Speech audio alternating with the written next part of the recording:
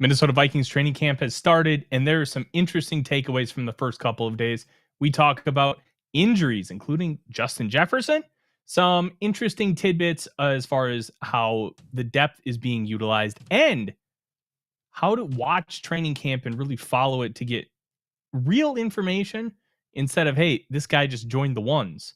It's not always what it seems. Welcome to the Real Forno Show. Ladies and gentlemen, welcome to the Real Forno Show, hosted by the one and only Tyler Forness. A to Z Sports sought him out to be their Minnesota Vikings reporter and NFL analyst. And he's a proud contributor over at SKOL North's Purple Daily. Tyler is also the captivating host of The Good, The Bad, and The Hungry on the Voices of Wrestling Podcast Network, and a founding member of Vikings First and SKOL. Welcome, ladies and gentlemen, to another episode of the Real Forno Show, sponsored by your friends at Underdog Fantasy. My name is Tyler Forness. With me, as always, in the top left corner is producer Dave. We appreciate you joining us here on this Thursday evening. And look, Vikings training camp is underway. We have some interesting takeaways thus far. And I think the best thing to do, Dave, is just to kind of get right into it. And I think the number one thing to get into is injuries. And it comes from a multitude of different perspectives. And I think we can start with the news that came out earlier this afternoon that Justin Jefferson left practice with tightness in his legs. And I want to be really careful with how we kind of perceive this, because right now, and Kevin O'Connell has mentioned this, he mentioned this when it came to minicamp and OTAs, there's nothing to win right now. If this was October, they probably take the heat gun, the massage gun, loosen him up, try and get him back out there to install a couple packages. But you don't have to worry about that. I know there might be some PTSD, like, hey, Jefferson was dealing with a hamstring and he missed 7 games in 2023 with it. Well, this really isn't too big of a concern. People get soft tissue injuries all the time. The moral of the story here is it's not a big deal if he misses a practice. It's not a big deal if he misses a week of practice. It's training camp. It's always good that everybody's there, but it's not this massive negative if they're not. It's okay. Not that big of a deal. So, moral of the story here is just don't stress. Don't worry about it. It's going to be okay. And I think it's almost better that Jefferson just doesn't participate, because it also has unintended consequences. And sometimes those consequences are good. And one of those consequences here is you have guys that will be thrust into positions that they normally wouldn't be able to get. You're going to see Jalen Nailor play a lot of wide receiver 2 kind of snaps. You're going to see Rondale Moore get up there. Guys like Tim Jones, Lucky Jackson, Jashawn Jones, they're going to get bumped up a notch and maybe get an extra opportunity or two. And those opportunities could help seal the deal between making the team and not making the team. It sounds a little hyperbolic, but it's not. The more opportunities you get, the more of a chance you have to show the coaching staff that you are good, that you are worthy of a spot on the team. And when you're not in a position like Jefferson or Addison, you need all of those opportunities to show that you belong, to show that you have earned the spot that you believe that you are entitled to. And those opportunities can make or break you when it comes to making the roster or even the practice squad. So even if a guy comes up and gets an opportunity and let's say he flops, I think that's a really important thing too, because you can also understand, okay, why did he flop? Was it because he just can't hang, or was there another reason? And more context and more information is always a good thing when it comes to trying to make these decisions, because you don't always get to see every player in every situation. So this is good for the young guys. It's good for management to be able to see, hey, this guy can cut it, this guy can't. And overall, there are positives to take away from Jefferson not being on the field. Now, you're not going to ask him to not practice so you can get some of those, but there can be like a beacon of light that comes from something like this. And we don't really have to worry about it, because he just has a little bit of tightness in his muscles. He'll probably sit in the sauna tonight, sit in the hot tub, get a massage, and all of a sudden, he's ready to go tomorrow. That easily could be what happens here. And I'm not super worried about Jefferson missing practice. The other aspect of players missing practice, Dave, I don't know if you caught this. Josh Metellus missed practice with a mild ankle injury, and that sparked a red flag for me. So on Wednesday, he did practice in full and said it was important for him to be out on the field as a captain and really lead by example, because that is what he says was his leadership style. To me, I never thought, and I still don't think, that it was this act of showmanship where he's just trying to put on a performance.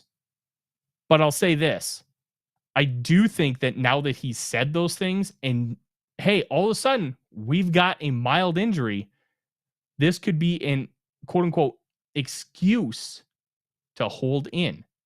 And this could be a reason for him to sit out. Now, this is more of a conspiracy theory at this point. We don't have anything that merits that actually being the case.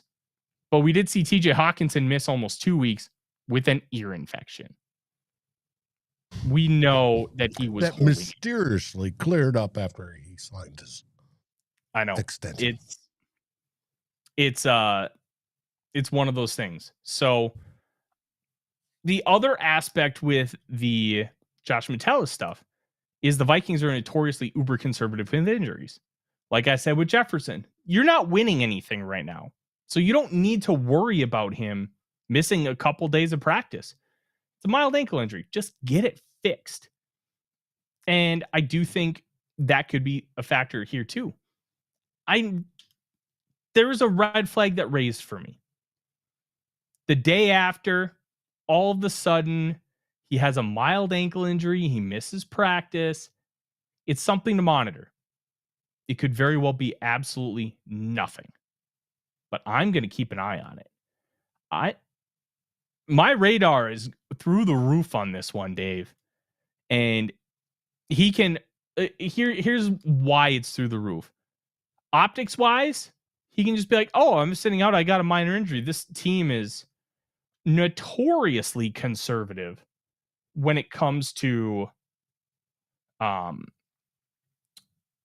injuries.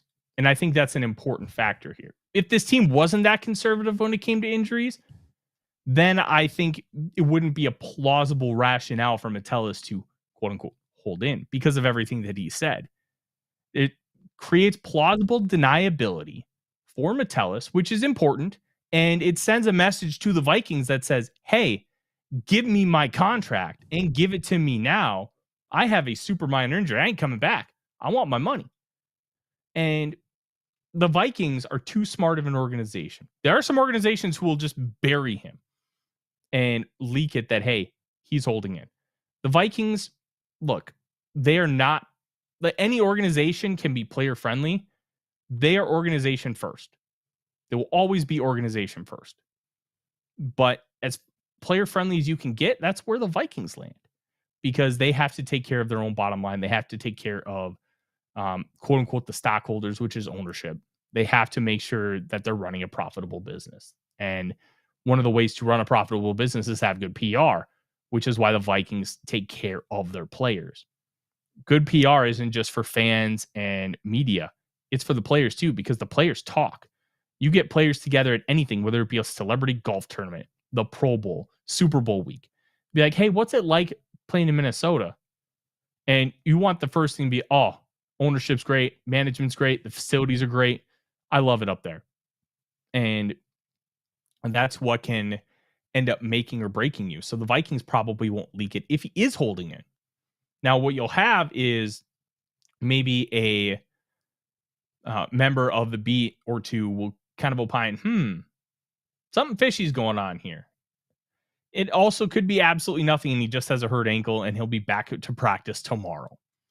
The whole point of bringing this up is just keep an eye on it. Keep it in the back of your mind. It could be something. It could be nothing. But at the very least, missing practice isn't a 100% nothing burger for Josh Metellus. We talked about something similar yesterday on Who Will Be King. Alex Anzalone, the star linebacker of the Detroit Kittens, he's got a hamstring injury. Quote, I joked around that it's caused because his wallet feels too light. Yeah, I know he wants an extension, and I know Mike Payton, who also works in the Addison Sports, has said the same thing, and he's written about, hey, what that could look like and why it's so important to give him an extension. So that could very well be the case where he wants his money and he knows how to get it. And these players have a limited way of being able to protest now, because when it comes to holding out, you get fined for holding out and not reporting to training camp. And it is written in the CBA that teams cannot rescind those fines, which is why holding in has become the way of protest. I'll show up. I'll go to meetings. I am practicing. And it gives them at least a little bit of power. And I think that's an important factor here. I'm not going to say anything of certainty when it comes to Metellus, but I am keeping an eye on it. Could be something. It is the start of training camps, and the Vikings are relatively healthy compared to the rest of the teams in the division. So expect it. They're hitting the field now. So it's hot. Could be cramps. Could be whatever it is. When we talked about Justin Jefferson, who knows? It's at least worth just keeping an eye on.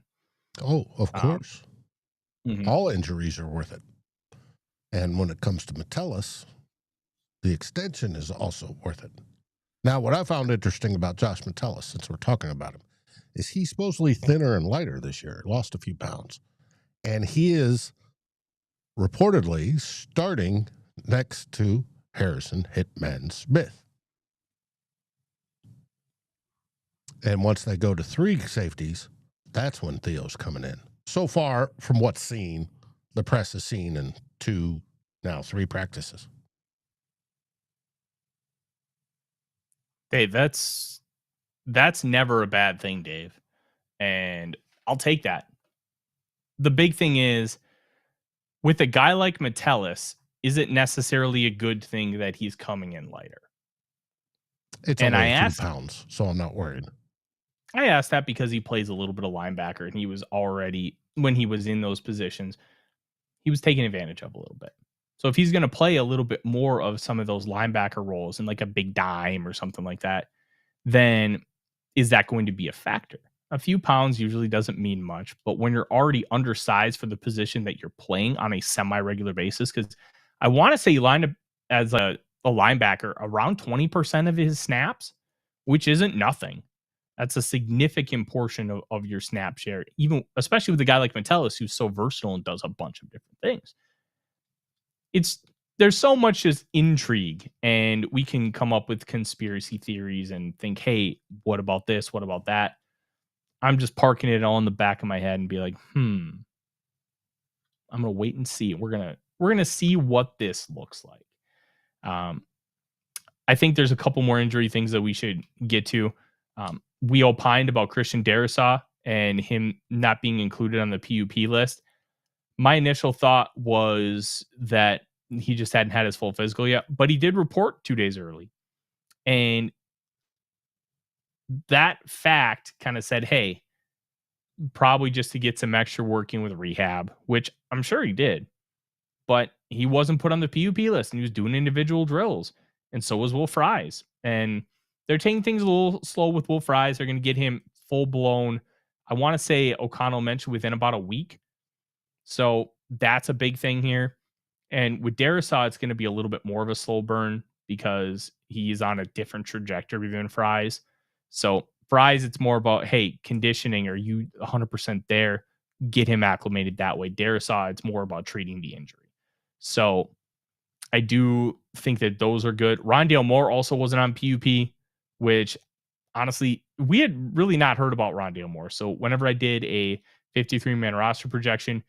First things first, I had him on PUP. He was on PUP to me until he was taken off. And, well, he's back and he's 100%. So I'm not super worried about it, but apparently he looks really explosive. He looks good. And those factors are objectively great when it comes to where the Vikings are going to project moving forward. And Dave, I'm excited. I'm excited the fact that this team is relatively healthy. The biggest injuries are Gavin Bartholomew and Chaz Chambliss. Chambliss probably wasn't making the team no matter what. Bartholomew's in a fight for tight end 3. Maybe they keep a 4th because you have like all these rookies at the position and maybe they just want to keep 2 and not expose 1 to waivers. But it's a relatively healthy group. And obviously that's a knock on wood kind of statement, but that's just the reality of where things are right now. And at this point last year, we were talking about Mekhi Blackman having torn his ACL and he was out for the year. And all of a sudden, with that and the passing of Kyrie Jackson, we're panicking at corner. Like, we're in a different spot this year. And I think that's great. I think that's something to be really happy about. I agree with you. Now, we learned today that Ryan Fries had a second procedure done months ago, but he's all healthy and ready to rock and roll. Also, that with Darrisaw and Rondale Moore and Fries, that they're looking to bring them along slowly while they get into football playing shape. Whatever that means, it's going to be interesting how they utilize them. Fries was not with the ones today, so we'll see. I know, Dave. I just talked about it. Oh, sorry. It's all good. I wonder if that second procedure that Fries had was to remove hardware from his leg. Could be. And that's why that second procedure was there. Because oftentimes with the broken leg, you'll have screws, pins, plates, rods put in there. Sometimes they'll keep them in there. Sometimes they'll take them out. It all depends on what the break is, where it's focused on the leg. Oftentimes you'll have screws if it's really close to the ankle.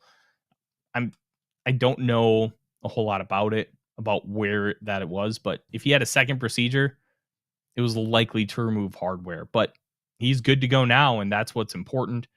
I'm very intrigued to see how things kind of maneuver forward with him over the course of the next week or so, but not really a big deal. I also don't think like right now you're going to see Brandel with the ones at left guard. You're going to see him with the ones at right guard.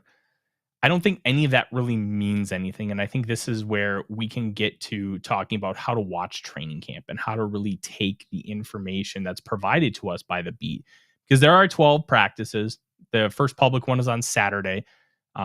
There's a 50-50 chance I'll be going. I'm not 100% sure. The first padded practice the first public practice usually isn't padded and there's really nothing you can gain from it. But I'm hoping to be there on Monday, which could push the start of the show back. So just be aware. I do think it's really interesting what we could end up seeing and kind of how to watch some of the stuff. Like you'll see guys rotate in with the ones. You'll see guys, hey, like Levi Drake Rodriguez started rotating with the ones in week 2, I think, of practice last year. And really not that big of a deal. So how coaching staffs will end up using some of the stuff is they'll see a guy, hey, you're performing really well against the threes. Throw you in for like a few straight plays against ones. Let's see how you do. Let's see how you respond. Sometimes that guy just plays well. And it's like, okay, we've got somebody here. I remember Dwight McGlothern last year. They put him in against the ones, first play, pass breakup. It's like, okay, we have something here. Other times it's like, hey, that guy just looked completely lost, out of his league, and struggles.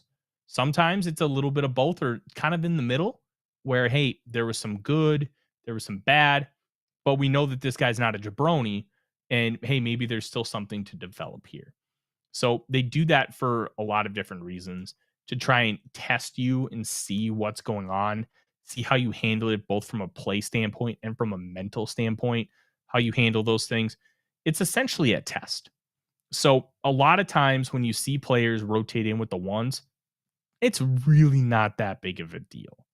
Where it becomes a big deal is if this guy rotates in with the ones for a few consecutive days, it's like, okay, now we have something here. Now it's a concern. Now it's something, okay, we need to pay attention to this. Like if we start hearing about Zamaya Vaughn, who continues to get praise. He got praise earlier today from Brian Flores. And you see a guy like that rotating with the twos or the ones regularly. Then it's like, all right, we have something here. We might have to pay attention to this guy. And I already think we do. But pay more attention.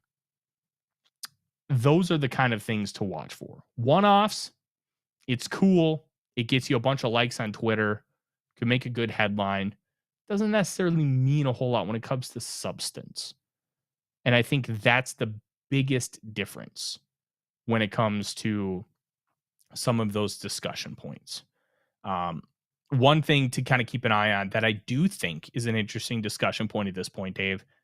Jeff Buda has been the nickel corner for the first 2 days of practice for the most part. He's been the number 3 guy behind Byron Murphy Jr.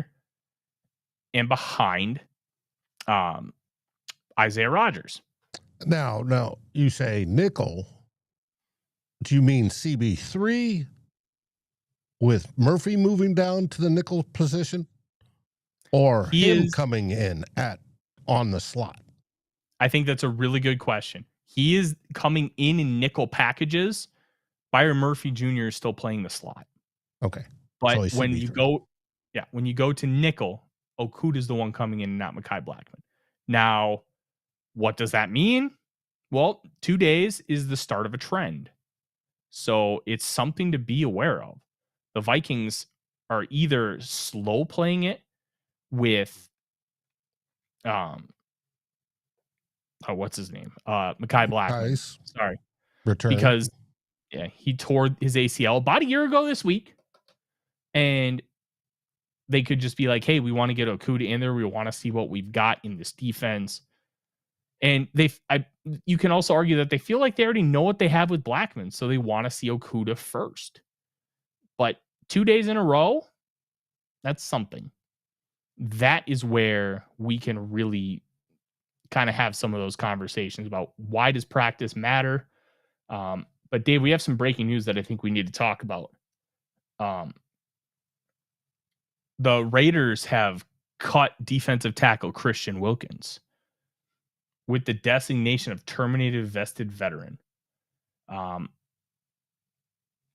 Raiders voided the remaining $35.2 million in guarantees because they didn't like how he treated his rehab process. And the reason I bring it up is because this was a guy that the Vikings targeted hard in free agency last year. They didn't get him, and they ended up getting Van Ginkel and Grenard. Now, I think they would have signed Grenard back no matter what. But I do think that this is a really interesting one, and one that the Vikings might try to just jump on and be like, hey, come here, we'll give you $5-10 million, whatever. Come just be a stud. Come play for like a super team defensive line, and let's see what we can do. We can keep you healthy. I think that's a really intriguing storyline about to develop here. Interesting. Very interesting. And the fact that they voided his guarantees. Which is a whole other line of discussion, starting with the Cincinnati Bengals and how contracts are written. Mm-hmm. Well, if you fuck up in certain elements, that's not necessarily with what you're talking about. What you're talking about is off the field, like legal stuff. Cincinnati wants to put in on-field stuff too. No, well, they're specifically talking about off the field stuff. That's where that is, because they got burned by Jermaine Burton. So if you fuck up off the field, they want to void everything. And they're like, no, that's not how that works. I do believe that you don't even have to have it written in the contract. I think it might be in the NFL bylaws. I'm not 100% sure. It's protect the shield. This is this is different than I got in trouble with the law. This is I didn't follow the rules. This is like insubordination kind of stuff where I didn't follow the protocols of my team, which also makes it a really interesting thing. And it's also the Raiders, which of course has happened to the Raiders, even if it's the new Pete Carroll Raiders. Is it like Dante Culpepper rehabbing in a shopping mall? Oh, next to an Orange Julius, right? That was the bit. Mm-hmm. Childress was just a dumbass. But he ended up being right. Culpepper, that knee injury destroyed his career. And it's understandable. It was a devastating one. It was ACL, MCL, and PCL. When you mess up the PCL that badly too, that's bad. It's hard for NFL players to severely injure the PCL. So that says something in itself. But Christian Wilkins, this could be a really interesting one if the Vikings want to pursue it. I'm going to kind of look at that from that kind of perspective because they wanted him, but they got outbid. I don't think that other teams are going to be paying him a lot of money, but the Raiders having a grievance filed, they could be on the hook for that money for a while. And then with a grievance, what will usually happen? The Vikings had this with Nate Stanley. They had one with Jeff Gladney when they cut Gladney. They ended up agreeing to a settlement, and they took a $500,000 cap hit last year. But when you have a grievance filed, what ends up happening is you have to eat that cap space. And then once it's figured out, you'll get a reprieve.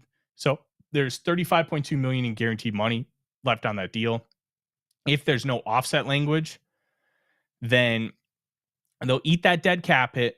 But then if they settle for like $20 million, they'll get a $17.7 million like dead cap or like cap credit later on down the line. So it's interesting that they're making this kind of move. That says a lot about what's going on in that building, which is not a good thing.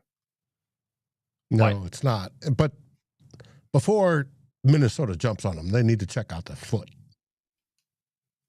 Mm-hmm. Yeah. It's a Jones fracture. Jones fractures are like, they're kind of like Achilles tears, where once you have one, it's hard to kind of get back into it.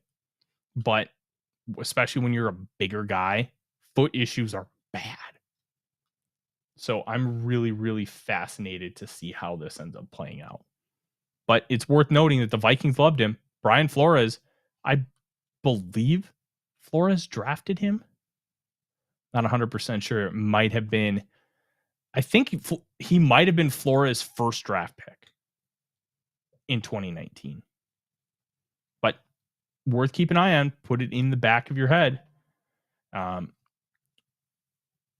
I think one other thing to put in the back of your head, Dave, actually you should bring it to the front of your mind. That is Underdog Fantasy. Having a little extra fun this summer. The other night, if you would have been watching the links, having Nafisa Collier in your lineup, you would have made out like a bandit because she was great against Chicago Sky on Tuesday. And that's where you can have a lot of fun. You can do that with the WNBA, Major League Baseball, and my favorite, the CFL.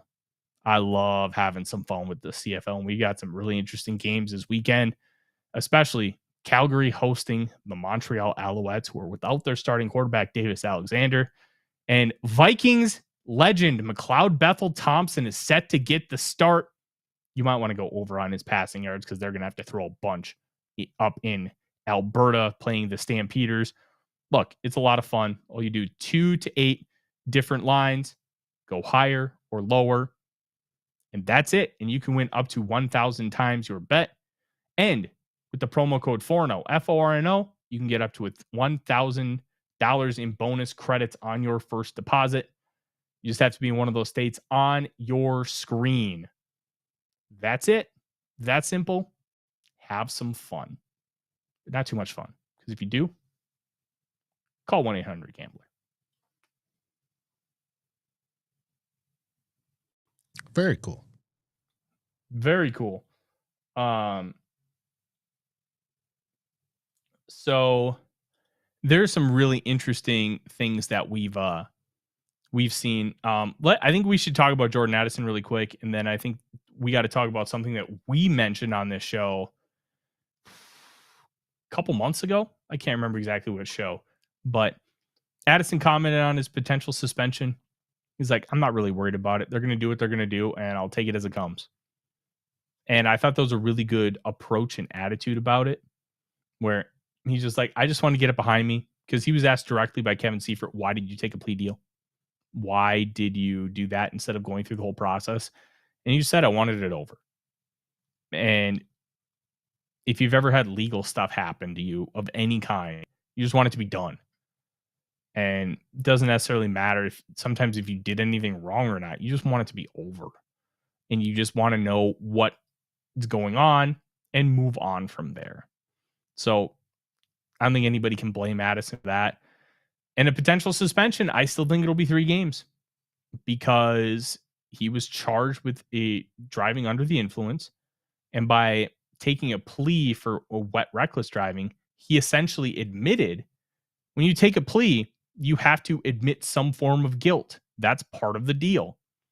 You have to, like, most judges will have you stand up in court or in a conference or whatever, talk in front of them that said, hey, I did this. And that's part of the agreement in taking a plea. So by taking a plea, he essentially admits some form of guilt. How much of the original charge he was admitting to is a completely different story, but he admitted to something, more than likely. And the NFL is going to go based on that. They're not going to go based on what the charge was, what the punishment was.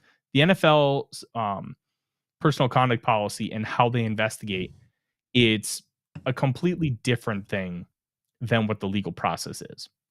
And sometimes it's a good thing, sometimes it's a bad thing. We've seen it on both ends. Like, you've seen the Ray Rice one where he got a 2-game suspension, and then the video comes out and he never plays another snap in the league. You've seen it where they've gone too over aggressive. I know this isn't the spot to talk about Bountygate, but they went a little too overboard on some of the Bountygate people, and they ended up rescinding some of those suspensions. And I think those factors all kind of group in to how they end up utilizing their practice. But they do their own investigation, and they take all the information they have, and then they make a decision. They don't just go they should based have on done the investigation by now. I expected the NFL to come out with their verdict or whatever by now. So and I was they'll probably wait until, right before week 1. So I was interested in trying to figure out, okay, how long will it usually take? So the one direct comparison, Marcus May, safety for the New Orleans Saints in 2021, was charged with DUI, took a no contest plea, and I believe it was down to a lesser charge. He got probation. A very similar thing to what happened to Addison. About a month later is when the punishment was levied. So even though they've probably done a thorough investigation, they have so much going on. It's not always as simple as, hey, we're just going to automatically go the next day. They'll probably interview the district attorney and be like, well, why did you accept a plea? Try to figure out some of that stuff, how much they can actually talk about it. I'm not sure some of that, but I'm guessing the district attorney is fine to talk about a lot of stuff depending on how much is sealed in court, because I think some things can be sealed. Like I said, I'm not a legal expert, so I'm using a little bit of ambiguous language here to kind of, for lack of a better term, cover our own butts, because we just don't know everything. So within a month, I would say, is a good time frame to expect a decision. Plus, there also is the chance that, hey, they've already made a decision and they've told Addison and they've kept it private.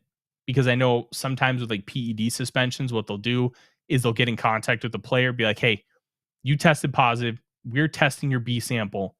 And then if you want to appeal, we're going to do it under the cloud of dust, and you'll have your appeal, and then we'll determine that, and then we'll fully announce the suspension. So it could be a situation where he might know pretty quickly, but then they'll exhaust the appeal process before they even fully announce it. So we could have a resolution soon. It could be a month, but whenever that happens, I would expect him to miss 3 games. I know there's like, hey, he took a lesser charge. It's not about what charge he ended up taking or was fully convicted of. It's about what happened and how that pertains to the personal conduct policy, which is why the actual punishment levied from the Los Angeles County Supreme Court does not matter. It is all about what happened and how that pertains to the personal conduct policy, which is what's important and why I do think he still gets 3 games. Maybe if he has some sort of information that we just don't know, maybe he gets dropped down to 2. But 3 games is the bog standard suspension when it comes to driving under the influence charge. And that's what I expect from it for this whole process. And again, it comes down to protect the shield. Mm-hmm. And that the NFL is feeling they're doing that by suspending him. Yeah. I think that is a really interesting element. We'll see what happens. If they miss Addison for any length of time, it'll stink. But as we saw last year when he missed like the last half of the Giants game, which they won handily, but then he missed the games against the 49ers, which they won semi-convincingly, and then they smoked the Houston Texans. So they can play without him. And remember, in those games, they didn't have TJ Hawkinson. So now that they'll have Hawkinson, and Naylor's a step forward. I still don't think he's higher than a wide receiver 3, but he's going to be in a much better spot to be an asset to JJ McCarthy. Plus, you have a much improved offensive line and theoretically a much better running game because of that, and the addition of Jordan Mason. So losing Addison might not be that bad of a 90. Might not be that bad of a thing in comparison to what it could have been in other years. You still don't want it to happen, but I think they're more built to be successful without him in his absence. So we'll end up seeing. But there's one last thing we got to talk about here.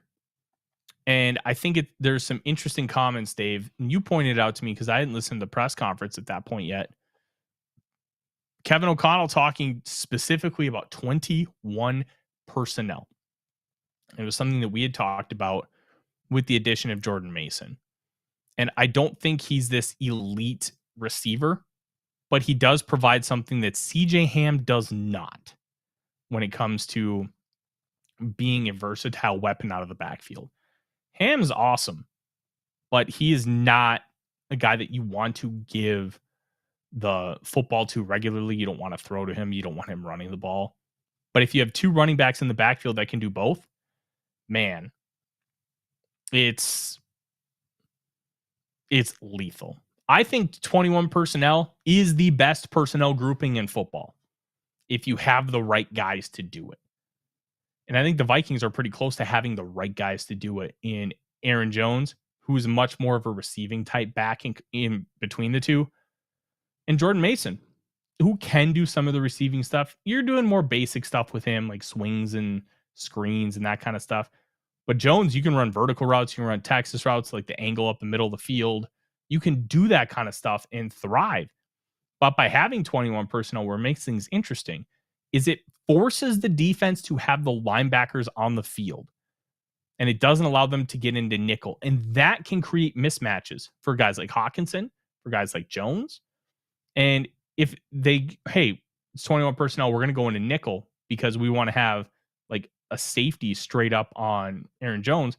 Well, guess what? You can just run the ball with Jordan Mason and get 5-6 yards of carry. Then they have to put the linebackers back in, and that creates that kind of advantage. We talk about that with 12 personnel with 2 tight ends on the field. If you can stretch the field with both your tight ends, it creates stress on a defense that normally wouldn't be there. And that's one of the reasons why, like Sean McVay's 11 personnel, you had guys like Cooper Kupp and Robert Woods who could block like tight ends. Well, if you can block like a tight end, I don't need to have tight ends on the field. I can just have one. And I can now attack vertically much easier with wide receivers. It's the same idea. It's exploiting weaknesses in the defense with personnel groupings. Here is specifically what O'Connell said. Yeah, I think you can look at it in a lot of ways when looking at Aaron and Jordan when he was asked specifically about how he might use those two players. But how I just said it is how I see it. It's Aaron and Jordan and the running back position. I wouldn't go to say it's as nuanced as the quarterback position of reps, but you want guys to be able to get in a rhythm. At the same time, we've got truly a combination that will cause a lot of problems between having two great backs that are different body types, maybe different skill sets, but they're complete backs. Aaron Jones can run in between the tackles. He can catch the ball. He can block in protection. He can line up anywhere in the formation. Jordan Mason has proven already to be well ahead of new players in the system from a protection standpoint. That's one, because remember, Ty Chandler stunk in that area more often than not. And clearly, he's got the body type to be a physical presence. So I really see these guys playing off each other where we can keep them both fresh, keep them both in attack mode when they're in there. But how CJ Ham and his role in two back groupings, maybe we activate some two back groupings where we've got Jordan and Aaron in the game at the same time. There's a lot of things schematically that we're going to try. And then as we get towards the season, what gives us advantages? What allows us to play the most multiple way that all circles back to the number one question of what makes the quarterback's job easier and more likely to be quarterback friendly to apply to our whole system, end quote.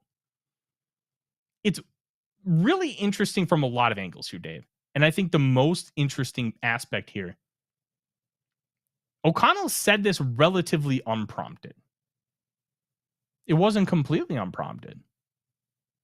And what I mean by that is he was directly asked, how will you end up using these players? But I do think it's fascinating that he was asked about how you might use these players, and he himself went to 21 personnel and using them both at the same time.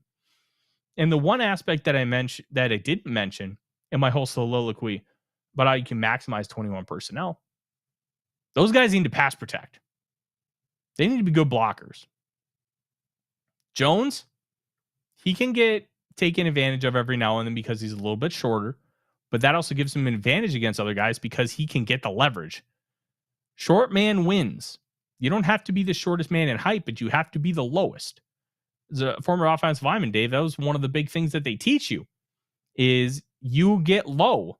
When you're on those blocking slides, you get those hands under the armpits and you spike them up. And that's how you have to do it.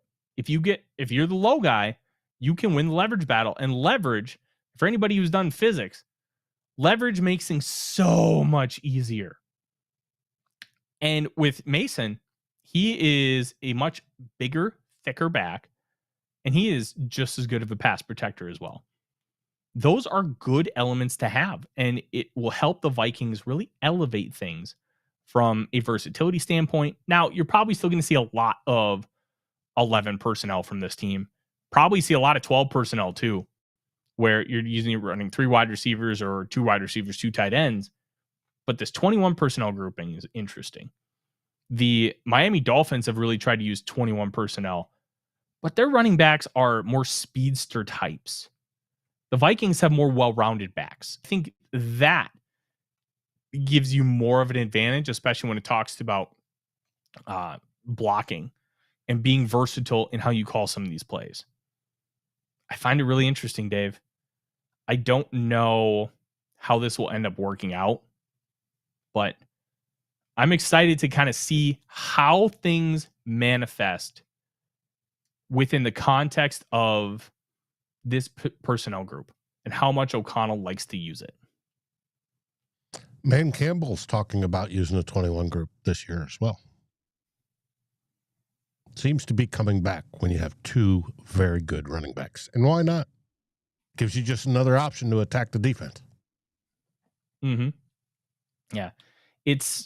Everything can be countered, but it takes a while to figure that out. It takes a while to figure out counter punches to certain things. It's why the Vikings defense is tailed off at the end of the year, because they haven't had the manpower to be able to counter like Brian Flores wants. That's my theory. Where, hey, if you need to go in man coverage as your counter, Well, you can't do that. So that's part of the issue here. And I do think that you can make an argument that cornerback is less important than pass rush, because if the pass rush is good, you're fine. It's all good because the pass rush gets there quick. And I think Arif Hassan made a really good point on a show earlier today. They call it the Viking squad now on Locked On, that the Vikings get so much pressure quickly. I thought my nose started bleeding for a second. Because they get pressure so quick, they're going to have lower sack numbers. And that's okay, because their goal is to get pressure on you quickly and force quick throws. Well, if you force quick throws, Dave, it's really not that big of a deal if you don't get a ton of sack production.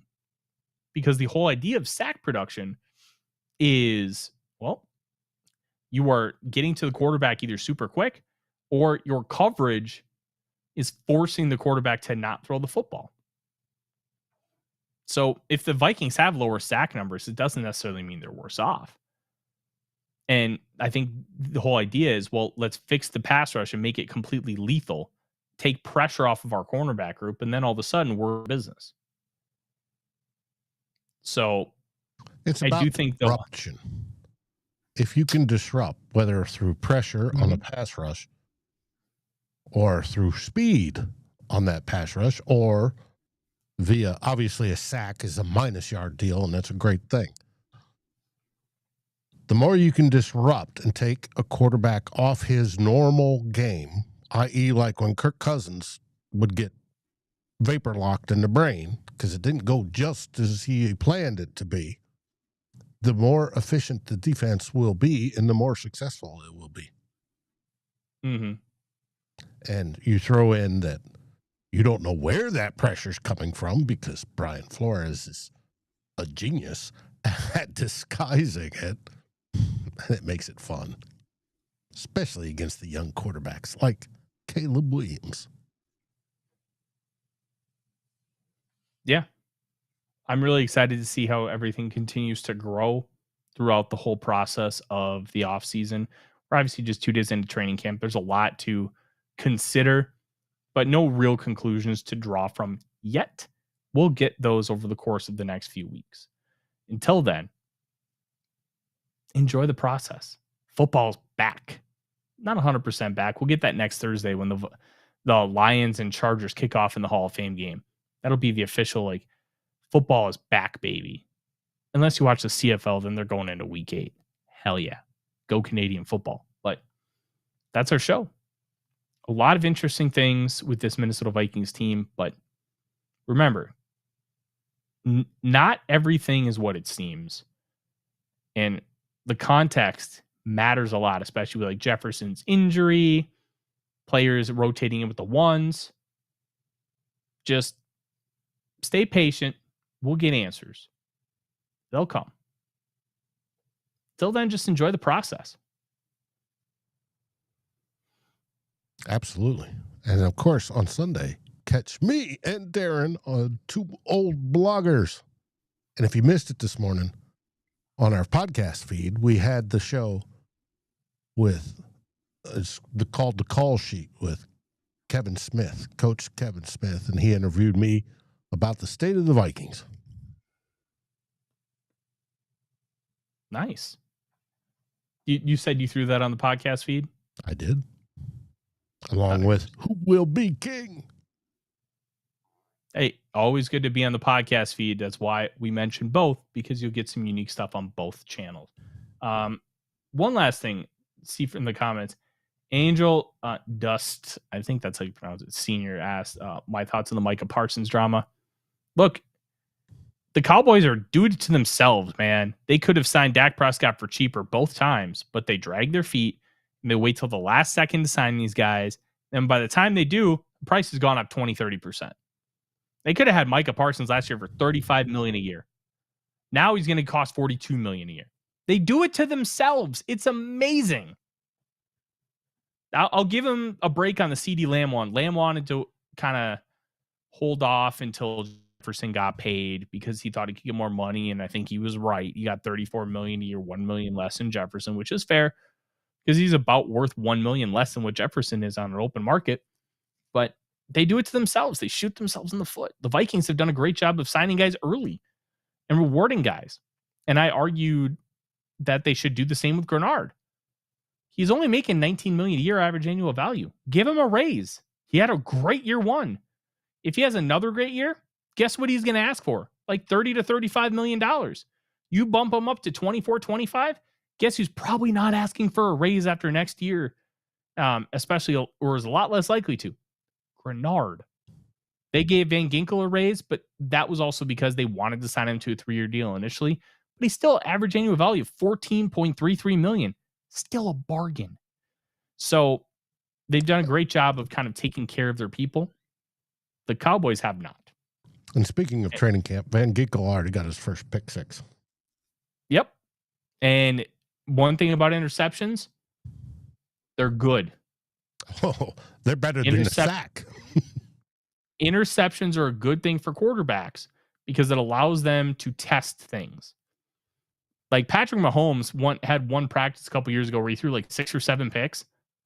You throw them in practice so you don't throw them in a game. So when you see, oh, this guy threw an interception, he's a bum. Well, that's another thing about kind of watching training camp. You don't know what the drill is. Are they intentionally trying to fit windows and seeing what they can't get away with? Like, what's the whole idea behind the why? And that's why I've never had an issue with interceptions. It's okay. In fact, I prefer it because then it helps give you more information on the players, the quarterbacks, the plays, what you're seeing on defense. I'll take that 10 out of 10. But that is our show. We'll be back on Monday. Depending on if I go to training camp, Monday's show might be slightly delayed. So please bear with us. And we will kind of keep you updated as things happen. But training camp, it's here. And I'm going to try and get out to the facility at least a few times. I wanted to go all 12, but I just think with my workload, 12 is probably going to be a little bit too much.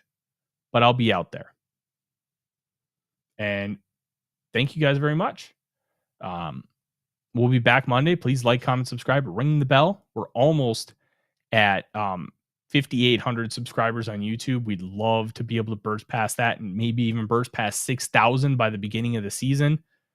I think that would be a great place to be for us and for you because we appreciate all of you guys coming. Thank you guys very much. Have yourself a great night. SKOL Vikings. SKOL Vikings. Like, subscribe, and ring the bell to get notifications. It helps us grow this community that we all love our Minnesota Vikings. And on behalf of Tyler Forness and myself, Dave Stefano, thank you so dearly for watching The Real Forno Show. SKOL, everyone!